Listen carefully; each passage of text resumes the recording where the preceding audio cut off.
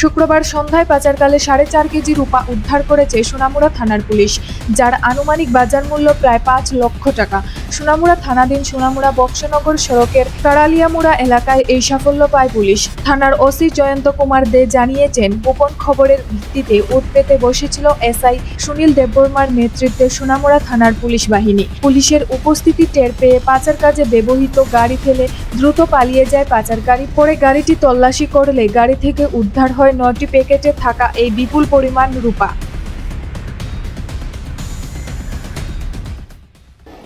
আমাদের কাছে একটা সিক্রেট ইনফরমেশন ছিল যে কিছু স্মাগলিং আইটেমস আসতে পারে, সেই অনুযায়ী করলে আমাদের চেকিং চলছিল।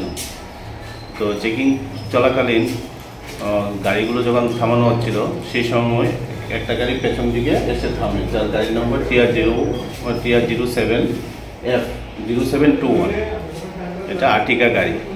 তো গাড়ির ড্রাইভার নর্মালভাবে নেমে হঠাৎ ওই ঘটনাস্থলে দৌড় মেরে পালিয়ে যায়। তো ওই সময় আমাদের সন্দেহ, তখন গাড়ি চেক করা হয় এবং গাড়ির ড্রাইভারের সিটের নিচে একটা ব্যাগ থেকে 2টো পাউচ পাওয়া যায় এবং খুব ওজন ছিল পাউচগুলো। তো রেপিং করা ছিল, তো সেই অনুযায়ী গাড়ি এবং পাউচগুলো আমাদের এখানে নিয়ে আসা হয়।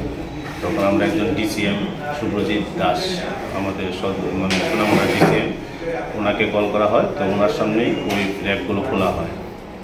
খোলার পরে দেখা যায় এটার ভিতরে সিলভার রূপো, প্রায় 9টা প্যাকেট রূপো, প্রত্যেকটা প্যাকেট 500 গ্রাম করে, টোটাল 4.5 কেজি রূপো উদ্ধার হয়। বাজার মূল্য কত হতে পারে?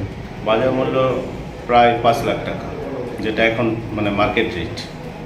মনে হচ্ছে এগুলো স্মাগলিং পারপাসেই নিয়ে আসা হয়েছে এবং যেখানে এগুলো ধরা হয়েছে এক্সট্রিম বর্ডার, কারণ ফেন্সিং বেশি দূর না, 100 মিটারের মধ্যে ফেন্সিং।